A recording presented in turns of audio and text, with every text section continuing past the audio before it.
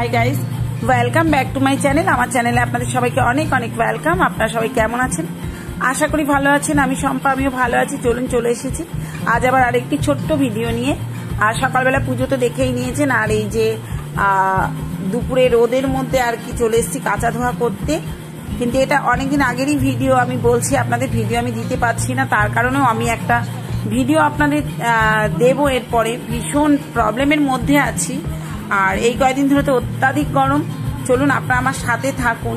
মানে কি বলবো, গরমে প্রাণটা অষ্টাগত এরকম অবস্থা। আজ 3-4 দিন ধরে তো ভয়ঙ্কর গরম। আর আপনারা কে কে দেখছেন কোত্থেকে অবশ্যই আমাকে একটু কমেন্টে জানাবেন, কারণ আপনাদের ওখানে কিরকম গরম। আমাদের এখানে তো মানে অত্যাধিক, আমি হুগলিতে থাকি, অত্যাধিক গরম, অত্যাধিক, যা নেওয়ার মতো নয়। আর চলুন চলে এসেছি এই যে বাতাবি লেবু ছাড়াতে। ভাবছেন বাতাবি লেবু এটাও কি দেখাবার? নিশ্চয়ই এটা একটা ভালো টিপস দিচ্ছি।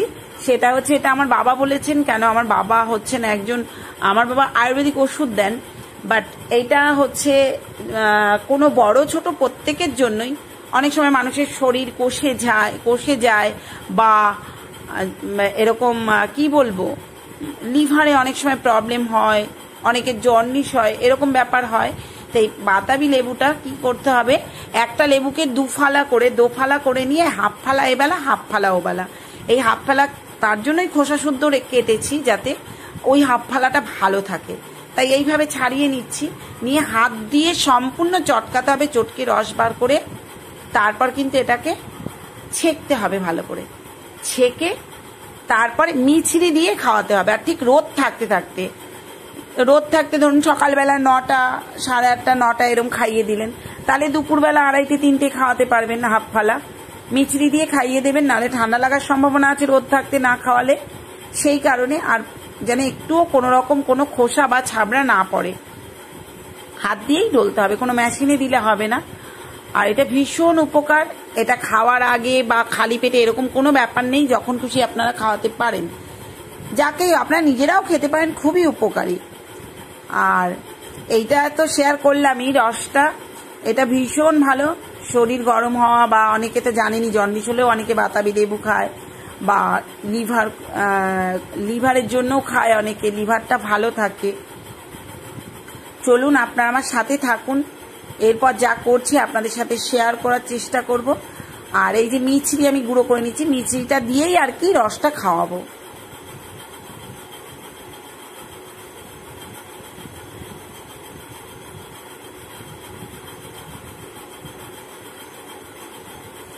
ঠিক এইভাবে যার যেভাবে হাত দিয়ে চটকাতে সুবিধা হয় সেইভাবেই আপনারা চটকে সম্পূর্ণ রসটা বার করে ছেঁকে নেবেন। একটু পাকা লেবু হলে তো বেশ খুব ভালোই হয়। আমার যেরকম এই লেবুটা ভীষণ ভালো ছিল।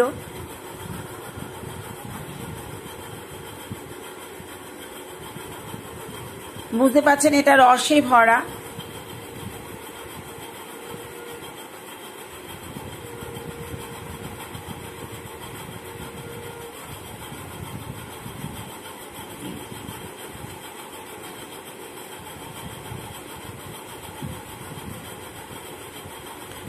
এই গরমে তো প্রত্যেক দিন হলে খুবই ভালো হয়, কিন্তু একদিন অন্তর খাওয়ানোই ভালো। নয় ঠান্ডা লেগে যাওয়ার সম্ভাবনা থাকে, কিন্তু লিভারটা প্রচন্ড ভালো থাকে।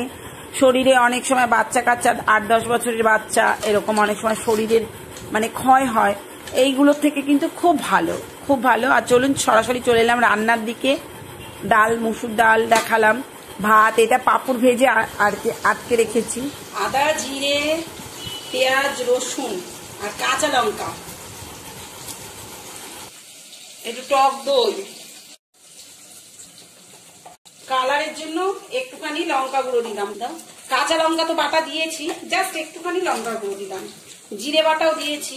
এবার একটুখানি এই যে বিরিয়ানি মশলা দিলাম, একটুখানি স্বাদ মতো নুন, একটু তেল দিয়ে দেব, মেখে নেব।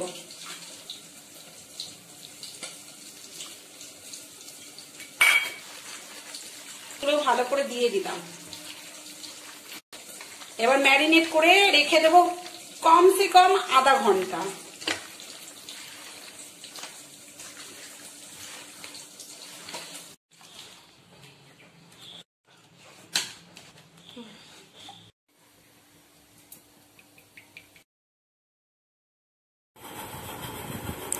চলুন গাইজ, এখানে হচ্ছে আলুর পকোড়া। আলুগুলোকে আমি অনেকক্ষণ আগে ধুয়ে ভালো করে নুন মাখিয়ে রেখে দিয়েছিলাম। আর এই বেসনের মধ্যে আদা, পেঁয়াজ, রসুন, একটু জিরে গুঁড়ো সমস্ত দিয়েছি, দিয়ে তারপরে ভালো করে ফেটিয়ে আমি কিন্তু আলুর পকোড়াগুলো করেছি। দারুণ টেস্টি হয়েছিল। চলুন আপনারা আমার সাথে থাকুন। তারপরে এইদিকে দেখুন, এই যে পটল ভাজা হয়ে যাচ্ছে। পটল ভাজা, আলুর পকোড়া, ডাল, পাঁপড় এবং মাংস করলাম।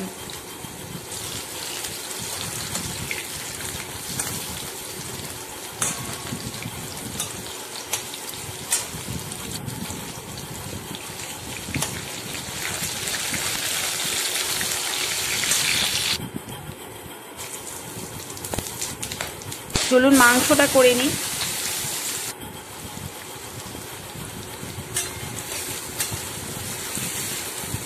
মাংসটা তো আমি আগেই ম্যারিনেট করে রেখেছিলাম। গোটা গরম মশলা, শাহি জিরা এবং তেজপাতা দিয়ে দিলাম। দিয়ে পেঁয়াজটাকে একটু ভালো করে ভাজা ভাজা করে নিচ্ছি।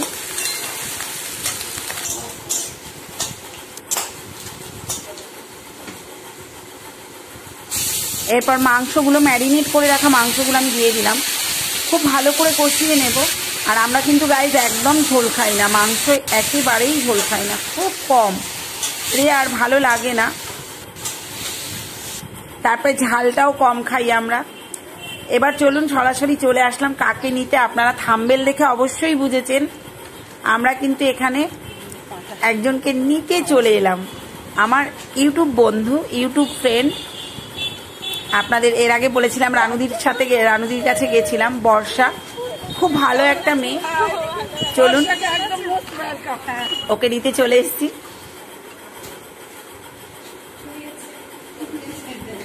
আমার বাড়িতে ওকে অনেক অনেক ওয়েলকাম, মোস্ট ওয়েলকাম।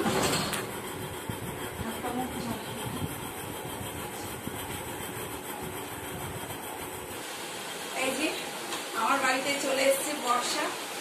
আর একটু দরকারই আর কি, আমারও দরকার, ওরও দরকার, দুজনেরই দরকারে এসেছি। মানে ও এসেছে আর তার জন্য ওকে অনেক থ্যাঙ্কস। না নিশ্চয়ই থ্যাংক ইউ তো বলবো, যেরকম দরকারটা আমার তো আছেই। তুমি না গেলে সেটা হতোই না, মানে তোমার তুমি না আসলে আমার হতোই না।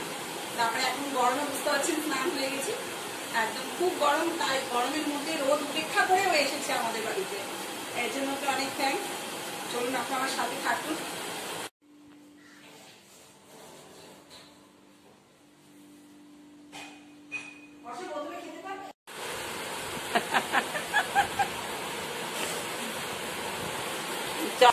চায়ে বাসনা ভিজিয়ে বর খাচ্ছে। এইভাবে খেতে ভালোবাসো? দারুণ কিন্তু লাগছে দেখতে, কিন্তু দারুণ লাগছে। চায়ে বাসনা ভিজিয়ে ভালো, মানে আস্তে আস্তে এটাকে হয়ে যাবে, তাই তো? আর তুমি বলো আমার বাড়িতে এসে তোমার কেমন লাগছে? খুব ভালো লাগছে। মনেই হচ্ছে না যে চিনি না, বা মানে মনে হচ্ছে অনেক দিন ধরে চিনি। আচ্ছা, আমার বাড়ি এরকম লাগছে, সত্যি বলছে একদম পরপর লাগছে না, একদম আপন লাগছে। খুব ভালো লাগছে। Thank you so much. এইটুকু বলেছে, এটা ভেবেছে, এটাই খুব ভালো লাগলো।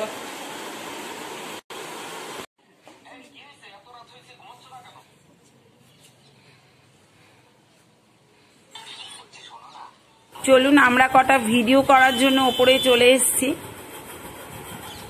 আকাশে ঘুরে উঠছে কত।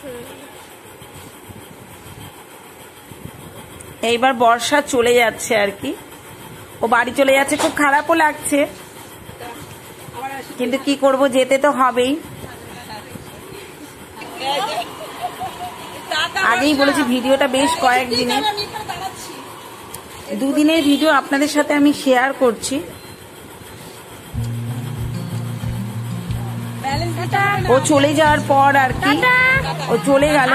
তারপরে এই যে পরের দিনে চলে এলাম। এটা একদম কোন দিন বুঝতে পারছেন? বিশ্বকর্মা পুজোর দিন।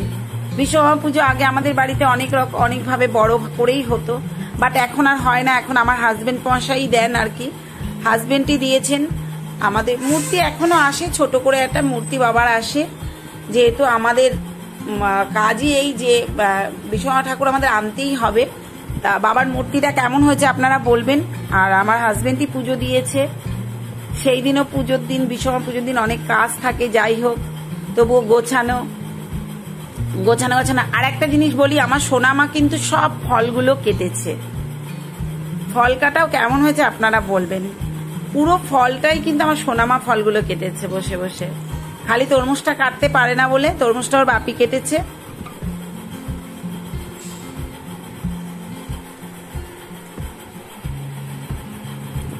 এইবার চলুন, এই যে প্যাকেট দেখছেন, এগুলো কিছু পার্টির বাড়ি আছে, সেখানে দেওয়ার জন্য আমাদের প্যাকেট হয়, প্যাকেট হচ্ছে।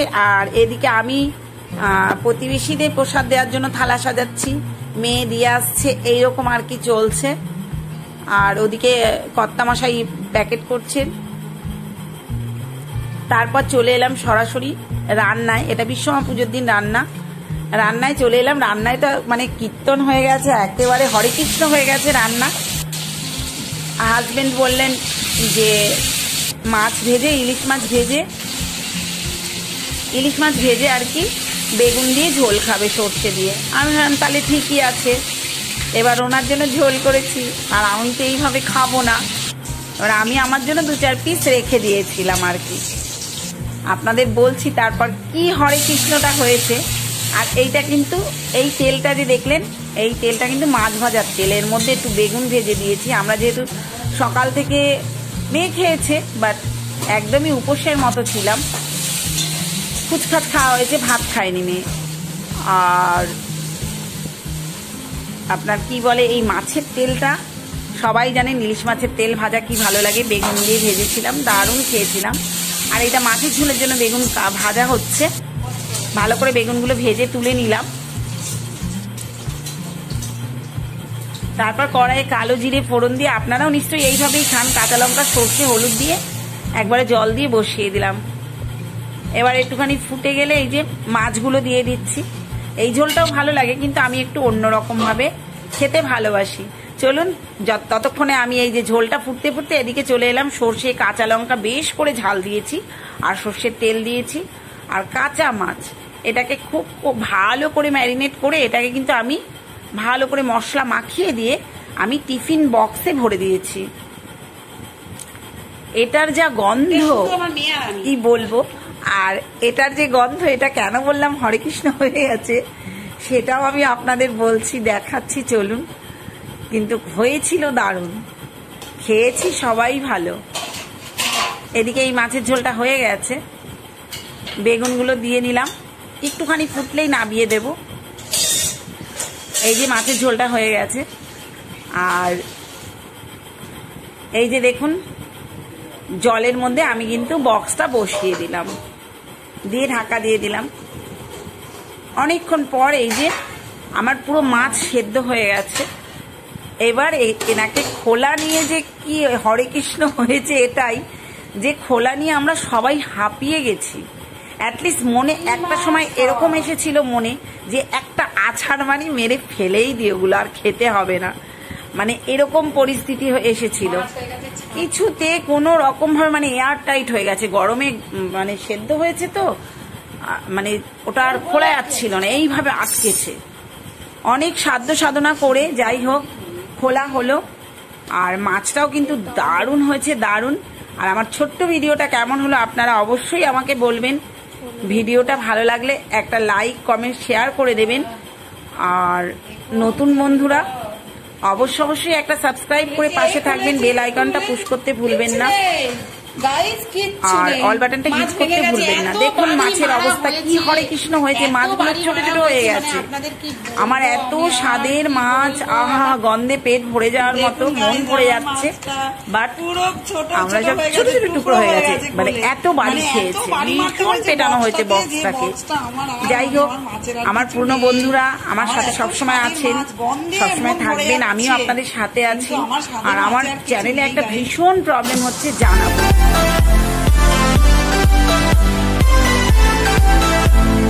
সোনা